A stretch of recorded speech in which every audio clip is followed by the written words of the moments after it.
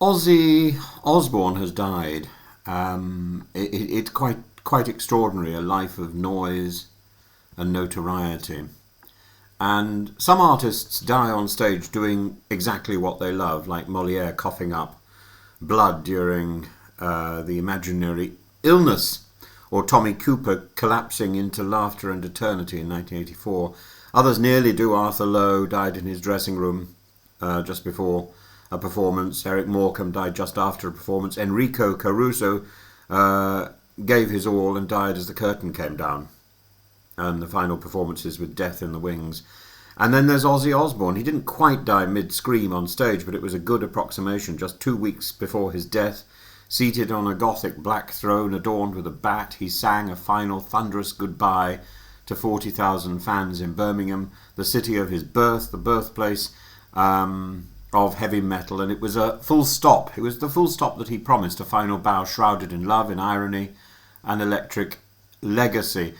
John Michael Osbourne was born in 1948 in Aston in Birmingham, just down the road from me, into post-war poverty and industrial grime. He left school at 15, attended, worked in abattoirs and factories, and soon fell into petty crime. But when he joined forces with Geezer Butler and Bill Ward, something tectonic shifted.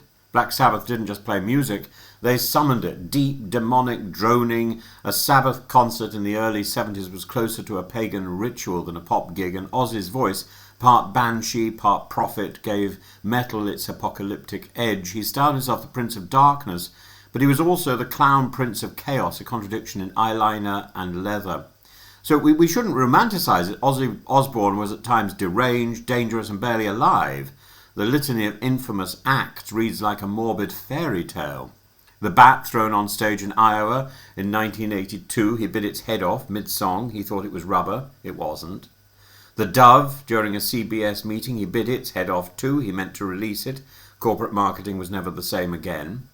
The Alamo, he urinated on a cenotaph wearing his wife's dress, was arrested and later donated thousands to atone.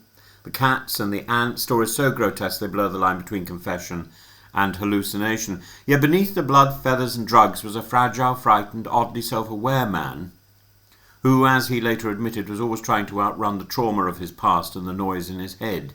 In 2019, Osbourne was diagnosed with Parkinson's disease. He'd long suspected it. The tremors, the shuffle.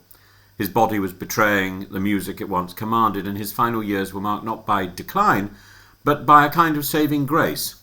A strange grace. There were surgeries and slips, pneumonia and pain. There was also clarity. In 2020, he told the Telegraph, "I ain't done so bad.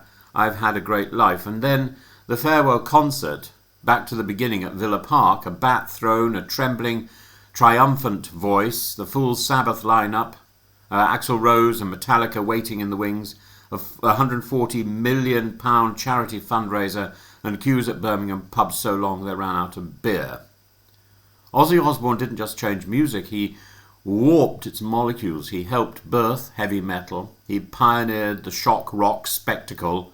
He inspired generations of performers who blurred theatre, horror, and sincerity. He showed that even grotesque excess can produce strange moments of strange beauty. He also reinvented himself in the 2000s as a reality TV icon through the Osbournes, and millions saw him not as a satanic prophet, but as a bumbling, bewildered dad in bathrobes yelling at his remote. He was both a cultural demon and a national treasure, a man with Rasputin's stare and Benny Hill's sense of humour. He died not with a bang or a whisper, but with a standing ovation. He was surrounded by his family, Sharon, Jack, Kelly, Amy and Louis. In his son Louis's words, "You couldn't write it."